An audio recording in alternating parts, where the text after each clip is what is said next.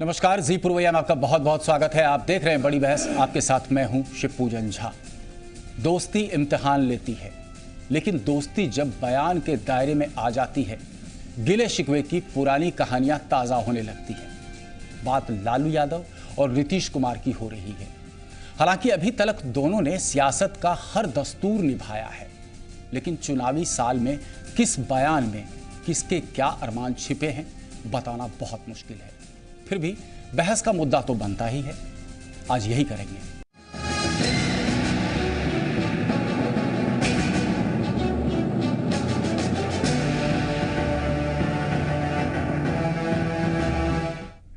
तो शुरू करते हैं आज की बड़ी बहस।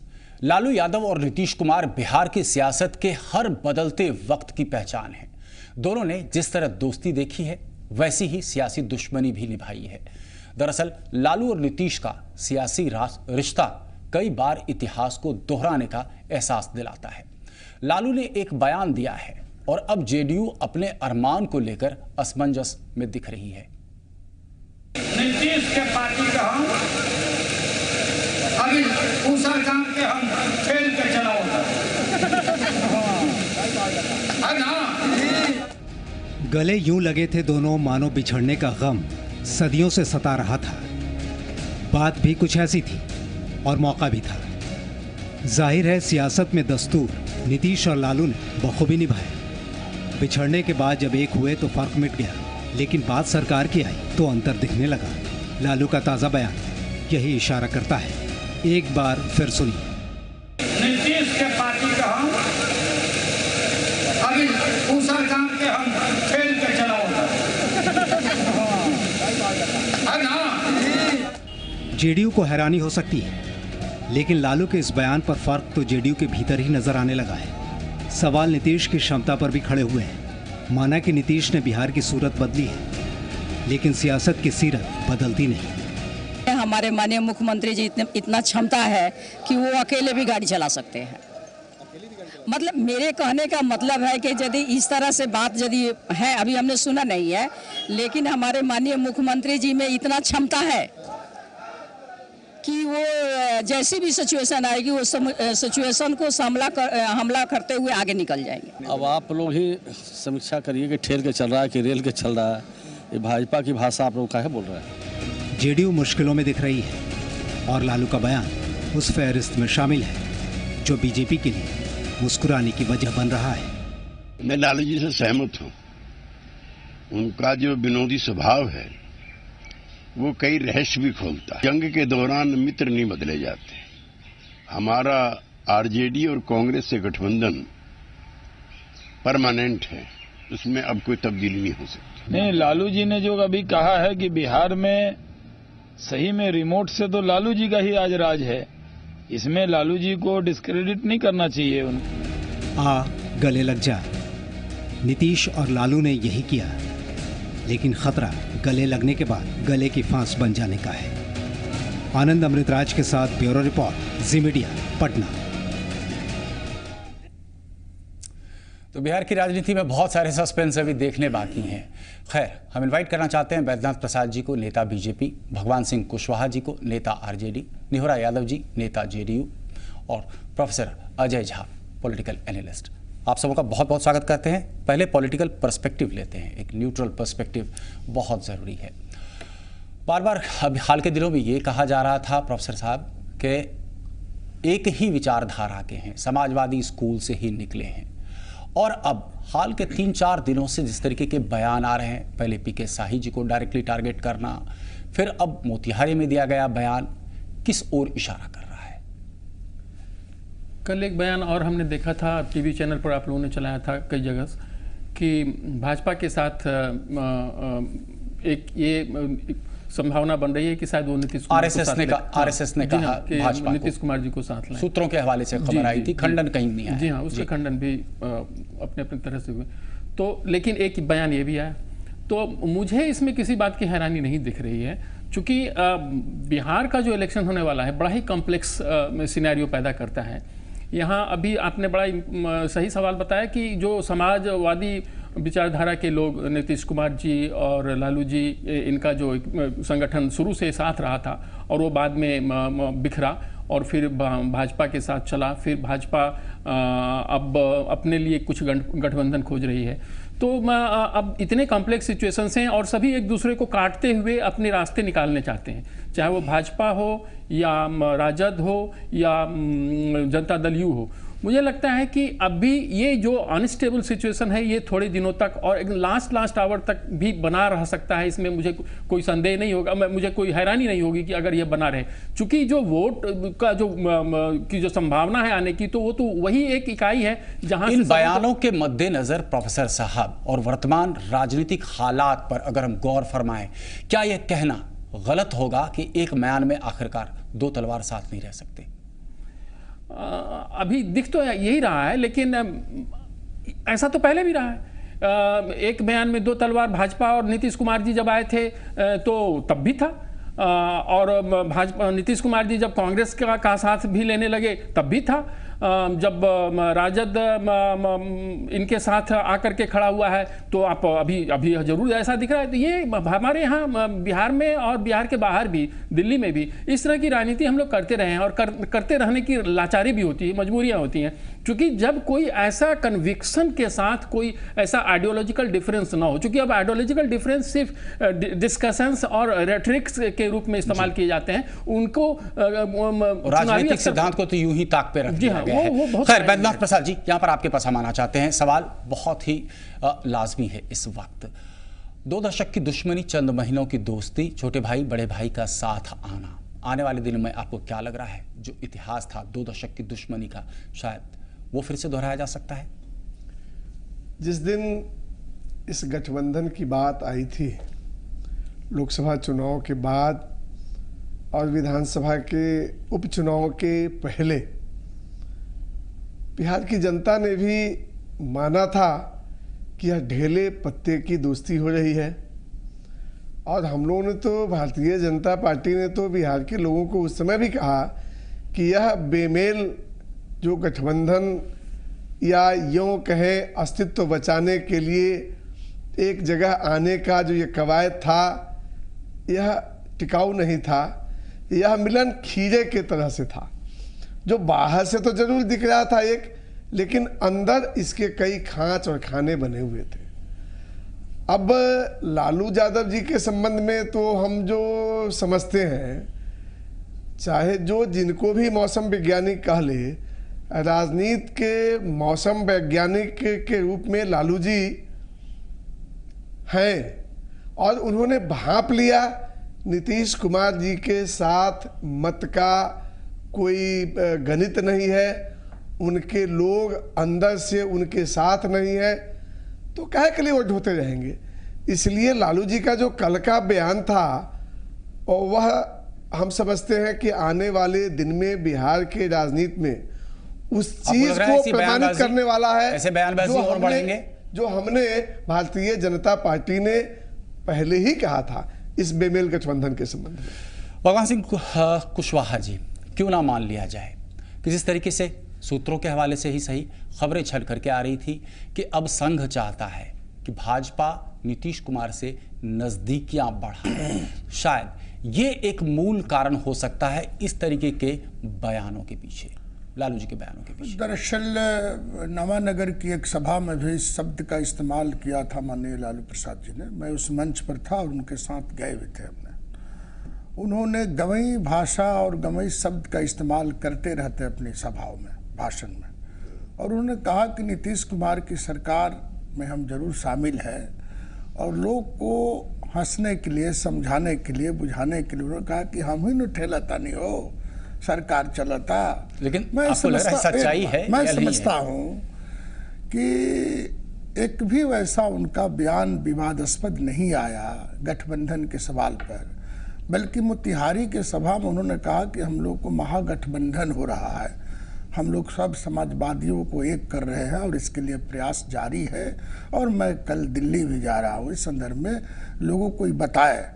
तो हमको नहीं लगता है कि कोई गठबंधन में दरार है, ऐसा नहीं लगता। जब आरएसएस की बात आपने कहा, अब आरएसएस गुप्त रूप से बैठक की है, बीजेपी को सलाह दिया है। इस सूत्रों को हवाले से खबर है। अब सूत्रों को हवाले से खबर हम लोग का तो नहीं है, लेकिन नीतीश कुमार ने इस चीज़ को खंडन किया है। कल नीतीश कुमार का बयान है कि अब कोई गुंजाइश नहीं है बीजेपी के साथ जाने का जी। और बीजेपी ने नीतीश कुमार से गठबंधन नहीं तोड़ा है, बीजेपी से गठबंधन नीतीश कुमार ने तोड़ा है सांप्रदायिकता के सवाल पर। थोड़ा सा रोक रहा हूँ। इसके पहले भी नीतीश जी का बयान जीतन राम मांझी जी को लेकर के आया था कि कोई भी सवाल नहीं उठता जीतन राम मांझी जी को हटाने का, तो बयान पे कितना कायम रहते हैं नीतीश जी? ना, दरअसल बयान उस वक्त आया ही था, उस वक्त कोई बात भी नहीं थी, बल्कि नीतीश कुमार को सीएम बनने के बाद भी तो बयान आया कि हम चाहते थे विधायक दल के मीटिंग में चले आते तो फिर मामला आगे नहीं बढ़ता, विधायक ही विरोध में चले जाएंगे तो सरकार किस पर चलेगी? नेहरा जी, लेकिन हमको नहीं लगता जो आप लोग विश्वास सूत्रों के हवाले से खबर करते हैं कि नीतीश कुमार अब बीजेपी के साथ जाएंगे, क्योंकि एक समाजवादियों की टोली में एक हीरो है नीतीश कुमार ने, समाजवादी नेताओं की टोली में एक हीरो है।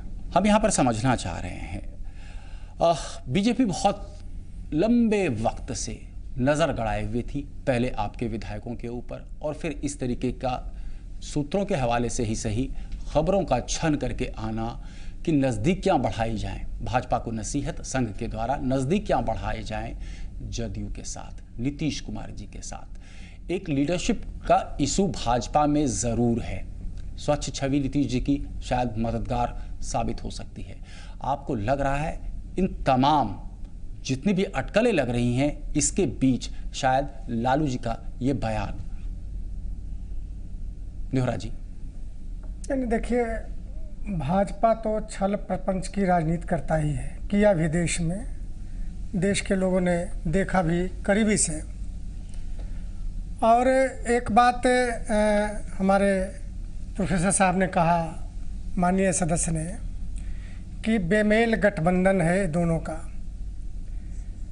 भारतीय जनता पार्टी या भारतीय जनता पार्टी जिन लोगों से लोकसभा चुनाव में गठबंधन किया, क्या वह मेल गठबंधन था आपका? आप खुल के बोलिए ना, लोजपा का जिक्र करना चाहते हैं, रालोसपा का करना चाहते हैं। मैं उस तरह बोलने वाला नहीं हूँ। मैं मेल गठबंधन था। राज्यों में जो सरकारें आप बनाई, बिल्कुल विपरीत धारा, दोनों 36 के रिश्ते, आप जम्मू कश्मीर का जिक्र करना उनके साथ आपने सरकार बनाई सत्ता के लालच में। जम्मू कश्मीर का कम से कम नीतीश कुमार और लालू यादव जी एक धारा के ही नहीं, एक दल में काम करते रहे। और मतभेद होते हैं, आप बोलते हैं दोनों दुश्मन हैं, राजनीति में दुश्मनी नहीं चलती है, नीतिगत मतभेद होता है। राजनीति में वास्तव में दुश्मनी नहीं चलती है, नीतिगत मतभेद, इसलिए हम लोगों को भी ये उम्मीद जग रही है कि शायद हो सकता है भाजपा से एक बार फिर से नजदीकियां हो जाएं। 17 साल तो साथ रहे हैं। नीतिगत मतभेद नहीं, आपका चैनल का, भारतीय जनता पार्टी का, फिर वही मैं कहा कि भारतीय जनता पार्टी छल प्रपंच की राजनीति करता है। अगर सूत्रों के हवाले आप लोगों ने चर्चा किया है तो एक कहीं ना कहीं छल प्रपंच की राजनीति इस बिहार में चलाने की बात चल रही है। दूसरी बात हम कहना कर रहे थे कि थोड़ा सा एक पर्सनल सवाल पूछूं, ऐसा क्यों होता है जब तीखे सवाल पूछे जाते हैं, आईना आप लोगों को दिखाया जाता है तो आप आईना ही तोड़ देना पसंद करते हैं? आईना सच्चाई से आपको बड़ा परहेज होता है, आप सच्चाई से बड़ा परहेज होता है। हमने जब पहले भी खबरें की थी, नेहरा जी, बहुत शांतिपूर्वक आपसे कह रहा हूँ, पहले भी जब खबरें की थी कि जीतन राम मांझी जी को हटाने की कवायद में जुटे हुए हैं, आपने पुरजोर खंडन किया, हुआ वही। हमने जब खबरें की कि आप गठबंधन तोड़ने वाले हैं, उसमें भी खंडन की बातें हो रही थी भाजपा के साथ। हमने जब खबरें की छोटे भाई बड़े भाई का मिलना, विलय और ये तमाम चीज़ों पे, विलय पर भी अटकलें हो रही हैं, आप कह रहे हैं उस बात का भी खंडन करते हैं, तो खबरें तो सही हो जाती हैं। मैं पीछे की चर्चा करूं जी। जब बिहार में विधानसभा का उपचुनाव होने की घोषणा हुई, उस समय लोगों ने कयास लगाया कि लालू यादव और नीतीश कुमार एक साथ नहीं लड़ पाएंगे। यह आपके चैनल, कई चैनलों में बहस चली इस पर, लेकिन दोनों एक साथ मिलकर लड़े। जब समझौता दोनों में गठबंधन हो गया, तब लोगों ने कयास किया कि दोनों एक मंच पर नहीं जा सकते हैं। लेकिन खबर पूरी तरह से झूठी कहाँ हुई नेहरा जी? मेरी बात आप ही की बातों हम पूरा वक्त है, खूब चर्चा कर सकते हैं हम लोग। खबरें झूठी कहाँ हो गई? हरियाणा में दोनों अलग अलग जो है चुनावी मोर्चा संभालते हैं। भाई बिल्कुल गजब आप में बोलते हैं भाई। हरियाणा में हमारा गठबंधन थोड़े है, हमारा गठबंधन बिहार में था। अब राष्ट्रीय स्तर पर राष्ट्रीय स्तर पर जो विलय होगा उसमें अगर हम हरियाणा में हम अगर प्रचार करें और आरजेडी दूसरे जगह प्रचार करेगा तब आप कह सकते हैं। तो फिर हरियाणा में हमारा कोई एक और सवाल यहाँ पर उठता है, एक और सवाल उठता है। हाल के दिनों में ही शरद यादव दिल्ली से आए थे। दिल्ली से आने के बाद एकाएक उनका एक बयान आया था, बड़ा विस्फोटक सा बयान नहीं था, ऐसा लग रहा था कि हाँ शायद वो कवायद शुरू हो जाएगी। बयान ये था कि सबसे पहले अब चुनाव बिहार में है, विलय की प्रक्रिया बिहार से शुरू होगी, राजद और जदयू सबसे पहले एक साथ मिल जाएंगे। तुरंत खंडन लालू प्रसाद यादव की तरफ से आया। अच्छा, इसको आप देखते चलिए शिवपूजन जी। शरद जी ने क्या कहा, लालू जी ने क्या कहा, भाई हमने तो सारे समय पर सारे साफ हो जाएंगे। हम आप शीशे आईने की बात करते हैं जी, जंग लगे हुए आईने आप लोग दिखाना चाहते हैं। अगर साफ आईना दिखाइएगा तो हम लोग साफ देखेंगे। और राजनीति, बिहार की राजनीति और देश की राजनीति को बड़ी पैनी बड़ी साफ नजर से हम तो बैद्यनाथ जी, आपको लग रहा है कहीं सच्चाई से परहेज है, एक कोशिश हो रही है, एक कवायद हो रही है to sweep the dirt under the carpet? Baidyanath ji, मैं पहले निहोरा बाबू जो अभी कह रहे थे मीडिया के बारे में और आईना का चर्चा कर रहे थे, हमको लगता है आईना चाहे कितना भी साफ हो, चश्मे का पावर कैसा है, दिखलाई या देखने में सुविधा इससे भी होगी। चश्मा हमारा अनुकूल है कि नहीं। भारतीय जनता पार्टी के संबंध में इन्होंने छल प्रपंच और न जाने इनके शब्दकोश में जो भी था सबका इस्तेमाल किया। श्री नीतीश कुमार जी के बारे में बड़े सम्मान से मैं कहना चाहता हूँ, क्या जीतन राम मांझी जी को मुख्यमंत्री के कुर्सी पर बैठाना स्वाभाविक निर्णय था? पहले जीतन राम मांझी को निशाने पे रख रहे थे, फिर बाद में आपको लगा कि कई पर्टिकुलर वोट बैंक उससे प्रभावित हो सकता है तो आपने अपने बयान बदलने शुरू किए। आपके नेताओं ने तमाम ये बयान दिए कि भाई हम यूं ही हाथ पे हाथ धरे नहीं बैठेंगे, अगर सरकार गिराने की कोशिश होती है तो हम समर्थन करेंगे। जीतन राम मांझी जी का फिर बाद में इस तरीके का बयान आता है कि अगर भाजपा वक्त पर समर्थन घोषित कर देती तो सरकार नहीं जाती, जीतन राम मांझी जी अपनी जगह पर होती। यानी आपने छल प्रपंच की राजनीति की। हमने उस पर जवाब हम दे देते हैं। हम पहले ये कहना चाह रहे हैं कि आदरणीय नीतीश जी जिस दिन लोकसभा का चुनाव हारे, अपने ऊपर आने वाले तीर के बीच में ढाल के रूप में इस्तेमाल किया जीतन मांझी का। और जब उनको लगा कि जीतन मांझी अपने जनाधार बनाने और बढ़ाने के कवायद में लग गए तो किस प्रपंच से उनको अलग किया गया। और ये बिहार और देश की जनता देखी है, इसलिए निहोरा बाबू को कम से कम भारतीय जनता पार्टी पर प्रपंच रचने की बात नहीं करनी चाहिए। आपका सवाल हुआ कि जीतन जी ने कहा कि भारतीय जनता पार्टी को पहले समर्थन करना चाहिए था। हमारे विधायक दल के बैठक में विधायकों का राय जानकर जो लोकतांत्रिक विधायक दल की बैठक आपने लास्ट मोमेंट में रखी, उसके पहले बयान जरूर आते रहे, आपने सब्जबाग दिखाता रहा, सब्जबाग आप दिखाते रहे जीतन राम मांझी जी को और वो तैयार रहे, पूरे मुस्तैद रहे, उनको भरोसा हुआ कि हमको डिजायर्ड नंबर्स मिल जाएंगे। हमने वही बात कहा। चर्चा का कोई विषय नहीं है। आप सुन लीजिए ना, थोड़ा सा चार्ज किया है मांझी ने भारतीय जनता पार्टी ऐसे इंटरप्शन करिएगा तो स्वच्छ दिव्य होगा। बात करिए ना, एक शब्द आपके पास भी आ रहे हैं कि भारतीय जनता पार्टी ने विधायक दल के बैठक में जो निर्णय लिया उसी तरह के संकेत उसके पूर्व से भी दिया जा रहा था। और हमारा कारण भी साफ था कि हम जिस तरीके से जीतन राम मांझी को अपमानित किया जा रहा है, उनके ही कैबिनेट के मंत्रियों के द्वारा जिस तरीके से उनको हटाया जा रहा है, वह न सिर्फ जीतन राम मांझी जो एक दलित नेता के रूप में उभर रहे थे उनका अपमान था, बल्कि लोकतांत्रिक पद्धति का अपमान था, मैंडेट का अपमान था। इसीलिए भारतीय जनता पार्टी ने तय किया कि हम जीतन राम मांझी के साथ खड़े रहेंगे और हम पूरे तत्परता से खड़े थे। बीच का निर्णय उनका क्यों हुआ, कैसा हुआ, ये उनका बहस है। लेकिन भारतीय जनता पार्टी मजबूरी है एक छोटे से ब्रेक की। लेकिन ब्रेक से जब हम वापस आते हैं प्रोफेसर साहब, आपसे हम समझना चाहेंगे क्या लालू की राजनीति यहां पर वन अपमैनशिप की है? लेते हैं छोटा सा ब्रेक।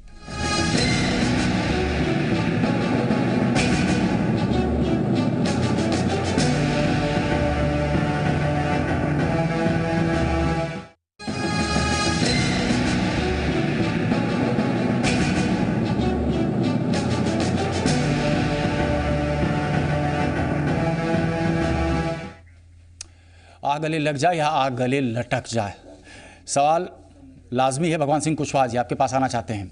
अब बहुत जल्द सीटों के बंटवारे को लेकर के आप लोगों में बातचीत होने वाली है, राजद जदयू, क्योंकि इस बात का आप लोग खंडन कर रहे हैं कि किसी भी तरीके से जदयू भाजपा में नहीं जाएगी, रहेगी राजद के साथ ही। सही बोल रहा हूँ, गलत बोल रहा हूँ? सही बोल रहा हूँ भगवान जी? ठीक। 118 सीट देंगे आप जदयू को? हमारा तो सीट के बंटवारा जितना सिटिंग लोग है वो सभी सिटिंग पुनः चुनाव लड़ेंगे, ऐसा कोई बात नहीं ना। ढेर लोग तो बगलिंग किया ना विधायक लोकसभा चुनाव में जी। लेकिन हम लोग का जदयू का और बीजेपी के, जदयू और जेडीयू का, हम लोग का जो राजद और जेडीयू का सीट शेयरिंग है जी, उसमें बहुत विवाद नहीं होगा। क्योंकि सामाजिक नेचर के वोटर्स किसके पास हैं? आप ये बताइए, वोटर्स किसके पास हैं? लालू जी के पास या नीतीश जी के पास? एक बात बता दें, इस सवाल का जवाब दीजिए। वोटर्स आपको क्या लग रहा है किसके पास है, लालू जी के पास या नीतीश जी के पास? हाँ जी, बात तो सुनिए, वोटर के सिर्फ सवाल नहीं है। अब वोटर सामान्य रूप से हम लोग को एक ही मिला जुला जो सामाजिक समीकरण है उसके अनुसार से एक वोट तोड़ता है। इसलिए हम लोग का जो गठबंधन का जो होगा या सीट के शेयरिंग होगा वो सामाजिक तौर पर कोई बहुत इसमें विवाद नहीं होगा। बहुत विवाद नहीं होगा। हाँ, नेतृत्व को लेकर के आपको लगता है कोई रार फंस सकता है? कहाँ नेतृत्व पर लड़ाई है भाई? कोई लड़ाई नहीं है। ये तो सीधा लालू यादव भी कह दिया चुनाव के बाद हम नेता का चुनाव करेंगे, चुनाव के बाद करेंगे। यही होता ही है जी। यही होता इस तरीके है। के लालू जी का बयान की सरकार को धकिया करके चला रहे हैं, इससे क्या मतलब निकाला जाए? धकिया के हमने कहा कि गवई भाषा का इस्तेमाल लालू जी किया कर। गवई भाषा में इसका मतलब क्या निकालते हैं? और तो आगे बोलिए, इसका दूसरा संदर्भ क्या? और तो आगे बोलिए। पत्रकार ने भी पूछा कि अभी वर्तमान में सरकार जो चल रही है उसके बारे में आपको क्या है, तो बोले कि सरकार अच्छा चल रहा है, सब काम ठीक ठाक, लेकिन पुश हम कर रहे हैं, कोई दिक्कत पुश हम कर रहे हैं, लेकिन हम समर्थन कर रहे हैं, पुश हम कर रहे हैं, समर्थन गवर्नेंस मतलब गवर्नमेंट में। अरे हमने बात साफ कहा कि बात आपने साफ कही, इसलिए मैं पूछना चाह रहा हूं, आप हाँ। गवर्नमेंट में शामिल नहीं हैं। हाँ। नहीं एक भी मंत्री नहीं बने आपकी तरफ से, साफ इनकार कर दिया। ना बनेंगे सूत्रों के बारे से फिर वहां पे भी खबरें आई थी कि बनेंगे भी नहीं। क्यों? आप एंटी इनकम्बेंसी नहीं झेलना चाहते? हम नहीं, हम 6 महीना खाती या 9 महीना खाती किसी को मंत्री बनाना ठीक नहीं ना, ठीक नहीं। अब 25 से पहले हम किसको आपको लग रहा है एंटी इनकम्बेंसी आपके खिलाफ जा सकता है? नहीं, ऐसा कोई बात नहीं। Between the lines Ajay Jha ji, between the lines जितनी भी बातें कही गई, रखी गई, जो पॉलिटिकल इक्वेशन इमर्ज कर रहे हैं, जिस तरीके की बयानबाजी आ रही है, आपको क्या लग रहा है? इसके पहले भी हमने आपसे पूछा था कि क्या एक्चुअल में जो डर्ट है it is being swept under the carpet? Exactly, ostrich syndrome. देखिए, बड़ा ही कॉम्प्लेक्स सिचुएशन है। मैंने तब भी कहा था 2-3 बातें इसमें हमको देखना पड़ेगा कि ये अभी जो 3 तरह की जो धाराएं चल रही हैं, जनता दल यू, राजद और भाजपा, और अब बीच में एक मांझी साहब भी आए हैं। अब यहाँ लीडरशिप एक सबसे बड़ा इशू है। कौन अगला मुख्यमंत्री होगा, ये निर्णय भाजपा को भी करना है, ये निर्णय जनता दल यू को भी करना है, और ये निर्णय राजद को भी करना है, और उधर से मांझी साहब भी खड़े हैं अपने नेतृत्व को आगे बढ़ाने के लिए। तो जहां 4 से 5 करीब नेता हों, चारों तरफ से अपने अपने नेतृत्व को लाने की चेष्टा कर रहे हों, वहां उन्हें वोट कहां से लेने हैं? वहां वोट लेने हैं जो हमारा जो सामाजिक समीकरण है उससे लेने हैं। तो अब जो वोट लड़े जा रहे हैं, पहले तो शुद्ध तौर पर सामाजिक समीकरण पर लड़े जा रहे थे, लेकिन इधर कुछ समय से नीतीश कुमार जी और नरेंद्र मोदी जी, इन लोगों ने एक विकास का जो एक पैमाना खींचा था और जिसके आधार पर ये लोग जनता में जाने लगे, तो वो भी एक महत्वपूर्ण इशू बन गया। तो अब 2 चीजें एक दूसरे को सपोर्ट भी कर रही हैं और एक दूसरे को काट भी रही हैं, अपोज भी कर रही हैं। गौरतलब है कि सोशल इंजीनियरिंग का फॉर्मूला नीतीश जी का जबरदस्त काम किया था तब जब भाजपा के साथ चुनाव में उतरे थे। लेकिन जीतन राम मांझी जी के खिसक जाने से कहीं ना कहीं ऐसा प्रतीत हो रहा है कि सोशल इंजीनियरिंग में सेंध लगी है। लेकिन भाई दूसरी ओर अगर हम देखते हैं तो लालू प्रसाद यादव जी का वोट प्रतिशत बढ़ता ही जा रहा है, बावजूद बीजेपी की भाजपा की लहर की बात की गई, इसके बावजूद भी। ये आप सही कह रहे हैं। तो अगर ऐसी स्थिति बनती है कि नीतीश कुमार जी अलग से इंडिपेंडेंटली अगर चुनाव लड़ने की तैयारी कर लें लास्ट आवर तक, तो उनकी क्या स्थिति बनेगी वो बड़ा संदेहपूर्ण है। इसलिए कि उनका जो विकास का एजेंडा जो बीच में ही डिरेल हो गया उनके हट जाने के कारण, और दूसरी बार जब ये मुख्यमंत्री बने हैं तो वो उस पर वो उतना तवज्जो नहीं दे पाए, तो इस कारण से भी, लेकिन बावजूद इसके उनका एक विकास की जो छवि है वो बनी हुई है। तो ये लास्ट अभी अगली 5 5-6 महीने में विकास को जितना कुछ एक सही अंजाम तक पहुंचा पाते हैं वही उनकी पूंजी होगी जिससे ये चुनाव में लड़ने जाएंगे। ये बहुत कम वक्त है, ये बहुत इसके लिए समय कम है। जिस हिसाब से सड़कें बदहाल है, बिजली की समस्या है, लॉ एंड ऑर्डर का सिचुएशन है। अब इससे सवाल ये उठता है कि क्या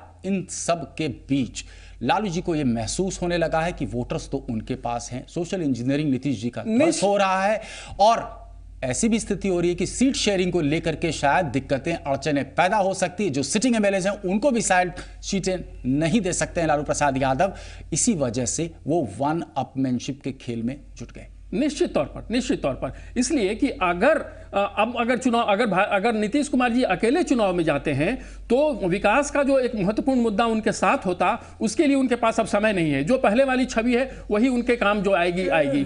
तो अब रह गया सामाजिक समीकरण के आधार पर नीतीश कुमार जी आज पिछले पायदान पर आ चुके हैं। वहां उनके जो नेहरा जी को डिस्कशन थोड़ा बोरिंग लग रहा है, काफी आ रही है, नेहरा जी से प्रतिक्रिया लेते हैं। माफी चाहता हूं नेहरा जी, तो आपको नेहरा जी क्या लग रहा है? देखिए, मुझे जो स्थिति समझ में आ रही है, एक ऐसी स्थिति उत्पन्न हुई बिहार की राजनीति में जहां पर कि मजबूरी हुई जदयू की कि राजद का समर्थन लिया जाए। समर्थन से सरकार चल रही है और इसी बात को बार बार जताने की कोशिश कर रहे हैं लालू प्रसाद यादव, लेकिन जदयू के खेमे से कोई तीखी प्रतिक्रिया नहीं आ रही है। हाँ ठीक है, नीता चौधरी जी ने यह कहा कि अगर नीतीश जी चाहें तो अकेले भी सरकार को चला सकते हैं। आपको लग रहा है कि रार की शुरुआत हो गई है? नीतीश जी अकेले ही ना सरकार चला रहे हैं, हम तो समर्थन। अब तो लालू जी कह तो रहे हैं कि धकिया रहे हैं सरकार को। हमने सरकार को समर्थन दिया। देखिए, सक्षम है। नेहरा जी सुन लेते हैं। एक बात बता दें कि लालू जी ने यह नहीं कहा कि मैं सरकार को धकिया रहा हूँ। अब फिर बाइट उनका जो भाषण का सुन सकते हैं, पार्टी को कहा उन्होंने जी कि धक्का देता नहीं, ये कहा। सरकार के बारे में कोई बात नहीं की उन्होंने। ठीक है, पार्टी को दे रहे हैं। हाँ, जो अब उनका भगवान जी ने ठीक ही कहा कि उनकी भाषा, लालू जी का जो शब्द है वह बहुत, हम लोग जैसा आदमी जो सटा रहा उनसे समझता है कि वो क्या कहना चाहते हैं अपने वोटर, अपने पीपल को। दूसरा सवाल आपने खड़ा किया जी कि क्या आपने कहा? नीति सोशल इंजीनियरिंग उनका ध्वस्त हुआ है, वोटर्स पलायन कर रहे हैं। जीतन राम मांझी जी के जाने के बाद ऐसी स्थिति उभरी है। लालू जी को कहीं ना कहीं ऐसा महसूस हो रहा है कि उनके पास ज्यादा वोटर्स हैं, सीट शेयरिंग को लेकर के दिक्कतें आ सकती हैं।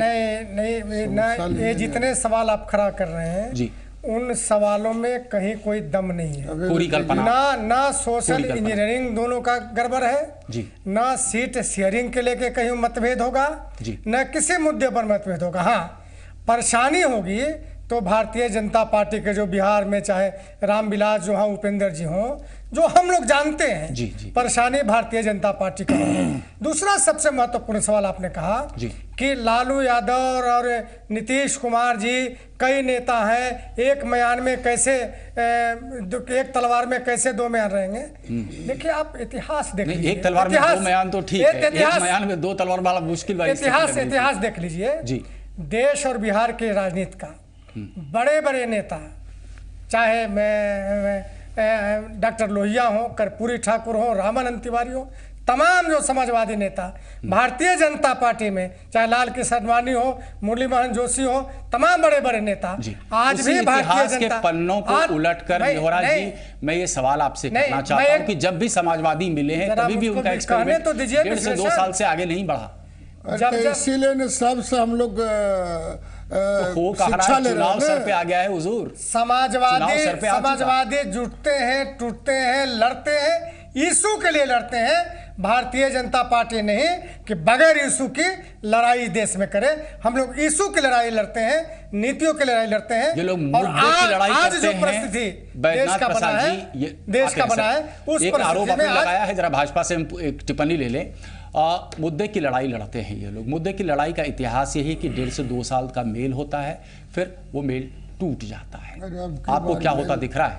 इनका मुद्दा कुर्सी रहता है, जो भी ऐसा बात इसके बाद हम तुरंत आपके पास आ रहे हैं। शब्द क्यों बोलिएगा? तो जम्मू कश्मीर में हम कुर्सी के लिए लड़े क्या? अब डिबेट महाराष्ट्र में क्या चीज के लिए लड़े हम? जम्मू कश्मीर का इन्होंने उदाहरण दिया, इसका जवाब तो आपको देना चाहिए। मैं जवाब दूंगा जी, महाराष्ट्र तो रखना चाहिए। हम नहीं, फिर सवाल हमसे नहीं पूछेंगे। इतना पेच फंसने के बाद जवाब हमको नहीं देने देंगे। मैं इंटरप्शन को इनकरेज नहीं करता हूँ। अगर इंटरप्शन को इनकरेज करिएगा नहीं तो आप एंकर को कहिए कि आप जो प्रश्न करते हैं हमसे पूछें। मैं उस प्रश्न का मैं उनके प्रश्न का जवाब दे रहा हूं, आप ध्यान से सुनिए। ठीक है, सुन ली। भारतीय जनता पार्टी के तरफ से मैं ये कह रहा हूं कि जो समाजवाद से जुड़े लोगों के संबंध में बातें आई, उनकी लड़ाई कुर्सी की हुई है। मैं बहुत लंबा नहीं बोल सकता, 77 के बाद का इतिहास उलट कर देखेंगे। मैं एक एक पन्ने को खोलना नहीं चाहता, हम सभी देख लें 77 में देश की जनता ने कैसे समाजवादियों के पर ऊपर भरोसा करके सत्ता सौंपा। क्या हासिल हुआ? 28 महीने के अंदर सरकार गिर गई। बिहार में सरकार बनी, क्या हुआ? 2.5 साल के अंदर चुनाव हो गया। तो ये लड़ाई जितने भी हुए हैं उसके अंदर कहीं ना कहीं सत्ता संघर्ष रहा है। और आज भी जो यह मिलन हुआ, यह सत्ता बचाव के लिए हुआ। और यह जो आज बातें आ रही है लालू जी के संबंध में, आदरणीय भगवान बाबू ने कहा कि वो तो गबई भाषा और विनोद किया। उन्होंने यह भी किया कि 3 मंजिला पर खिड़की से डूक डूक के जो चिट पहुंचावेला, ये सारी बातें बिहार की जनता देख रही है, सुन रही है। जहां तक इनका प्रश्न महाराष्ट्र के गठबंधन या अन्य गठबंधन की बात है, महाराष्ट्र में तो शिवसेना और भारतीय जनता पार्टी। आपको लग रहा है बिहार की राजनीति 90 के दशक की राजनीति से कुछ मेल खाने लगी है? बिहार में जो स्थिति अभी आई है, माइनस द फैक्ट कि अब जदयू और राजद जो है वो साथ आने की कवायद में जुटे हैं। जदयू और राजद साथ आने की कवायद का इनका तो पहले भी साथ रहे हैं, अलग हुए हैं, फिर ये साथ हुए हैं। हम लोग तो चाहते हैं साथ मिलकर लड़े, लेकिन यहाँ भी सत्ता का संघर्ष धीरे से स्टार्ट हो गया है और ये आगे अपने वास्तविक स्वरूप में आएगा। बिहार की जनता जंगल राज में जाना नहीं चाहती। बिहार में अमन चैन रहे, यह हर बिहार वासियों की ख्वाहिश है। इसीलिए बिहार की जनता का निर्णय तो अपने समय पर आएगा, परंतु राजनेताओं का, बड़े भाई छोटे भाई का जो अभी धीरे धीरे डायलॉग्स में प्यार भरा तकरार शुरू हुआ है, यह उसी तरफ जा रहा है जो 77 और बाकी घटना को पुष्ट करता है। लिहोरा जी से एक सवाल आपसे हम करना चाहते हैं कि ये जंगल राज या फिर आतंक राज का जो ये शब्द का बार बार इस्तेमाल हो रहा है, कहीं ना कहीं ऐसी सोच चल रही है जदयू के अंदर कि इस शब्द का बार बार जिस तरीके से इस्तेमाल किया गया है और अब जिन लोगों ने इस शब्द को बढ़ावा दिया था या जिसको आपने एक्यूज किया था, उसके साथ जाना आपकी पार्टी पर बूमरैंग कर सकता है। इसीलिए आपने सेकंड थॉट प्रोसेस शुरू किया और तभी इस तरीके की अटकलबाजियां या आरएसएस के साथ जा सकते हैं या दूसरे ऑप्शंस तलाश कर सकते हैं। आप जवाब दे सकते हैं इस ब्रेक के बाद।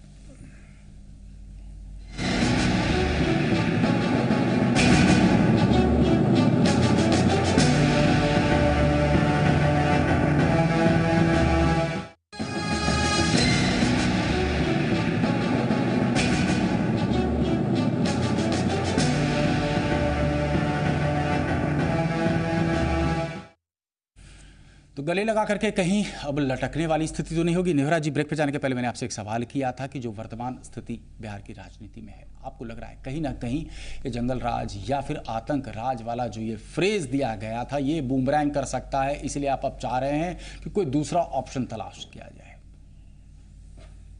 देखिए, इसका उत्तर देने के केवल हम जरा भारतीय जनता पार्टी के बड़े भाई ने 77 और 90 की चर्चा की, तो मैं इनको याद दिलाना चाहूँ कि 77 में जो सरकार बनी थी और गिरी तो इन्हीं के कारण गिरी, दोहरी सदस्यता को लेकर के।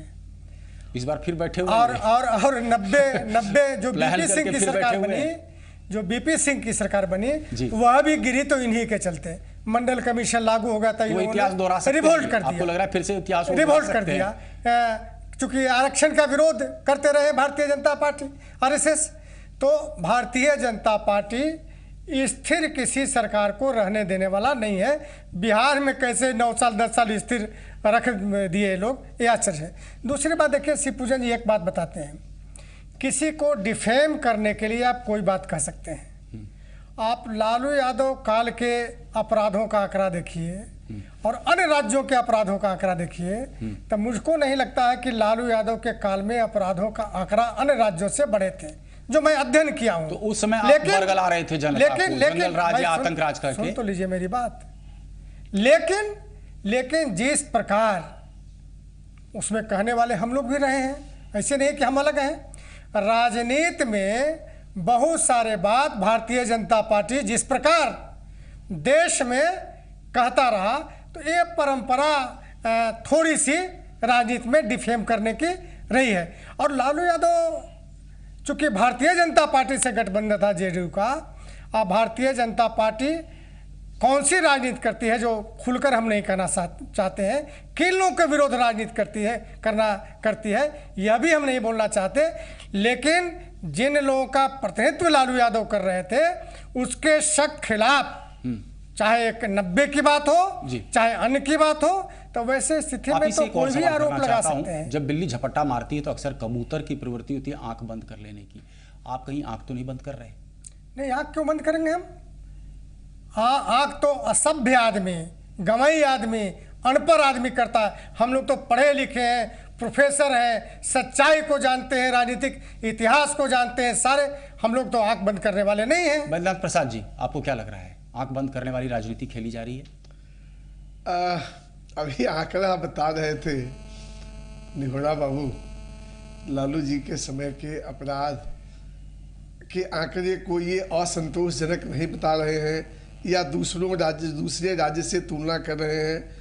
आज जो 2 साल में बिहार का ग्राफ है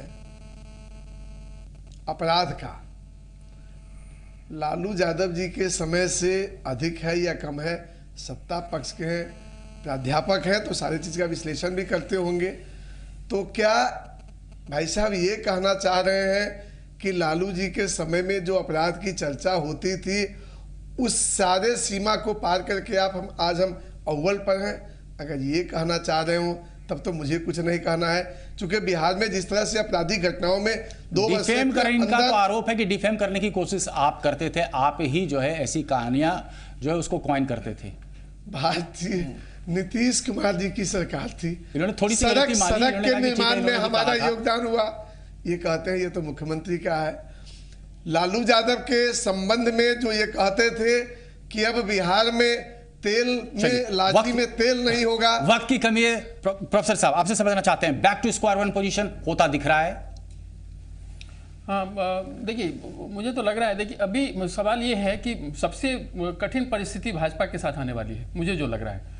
अगर भाजपा के पास इसलिए ऑप्शन तलाश कर, हाँ, तो वो उनके पास, अब जैसे नीतीश कुमार वाली बात उठी है आरएसएस के संदर्भ से कि वो उनको वापस लाने की बात सोची जा रही है, क्योंकि भाजपा के पास जो बिहार में जो नेतृत्व है वो ऐसा चमत्कारी नेतृत्व नहीं है जो राजद के पास है और जो जनता दल यू के पास है, और अब तो थोड़ा मोड़ा मांझी साहब के पास भी है। वो नेतृत्व, चमत्कारी नेतृत्व भाजपा के पास आज की तारीख में नहीं है। हाँ, कल अगर ये तो हो सकता है, आपको लग रहा है ऐसी संभावना है कि back to square one position हो सकता है, यानी कि 17 साल की दोस्ती फिर से दोहराई जा सकती है? निश्चित तौर पर ये भाजपा की ओर से प्रयास होगा, मुझे लगता है। और नीतीश कुमार जी संभव है कि इस प्रयास कंसीडर कर सकते हैं, को एक्सेप्ट कर ले, नहीं भी कर सकते हैं। वजह ये तमाम रार जो फंस रहे हैं। आप कुछ कहना चाह रहे थे? मैं ये कहना चाह रहा था प्रोफेसर साहब के विश्लेषण पर कि राजद के नेतृत्व, जनता दल यू के नेतृत्व और भाजपा के नेतृत्व, जो नेतृत्व राजद और जनता दल यू के पास है, बिहार की जनता तो कम से कम उस नेतृत्व को कबूल करके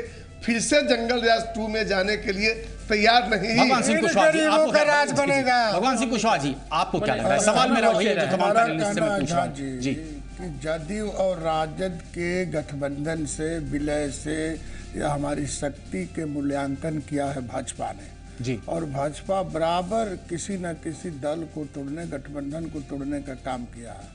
तो उसकी यही लोग चला रहे हैं, विश्वास सूत्र के हवाले से ही लोग खबर है जी। ये लोग लाख प्रयास करेंगे, हम लोग की गठबंधन कहीं टूटने वाला नहीं है। अगर गठबंधन सही सलामत रहेगा तो फिर बीजेपी विलय की बात अब आप विलय की बात नहीं करना चाह रहे, आप गठबंधन की ही बात कर रहे हैं। निहोरा जी, जाते जाते आपकी अंतिम टिप्पणी। भारतीय जनता पार्टी तो कोशिश कर ही रही है कि दोनों में मतभेद उभरे जी। जिस तरह से सूत्रों के माध्यम से जो प्रचारित किए जा रहे हैं, मैं इसलिए कह रहा हूं, दे रही है स्पीच भी लिख करके दे रही है, मैं इसलिए आपको स्पीच भी लिख करके दे रही है कि यही बयान बोलना है, राजद को, मतलब लालू प्रसाद यादव को या तमाम लोगों को स्पीच भी लिख करके दे रही है क्या भाजपा? हम लोग कह देगा नहीं, भाजपा हम लोग क्यों देगा? हम लोग क्यों देगा? विश्वास सूत्रों कहाँ से?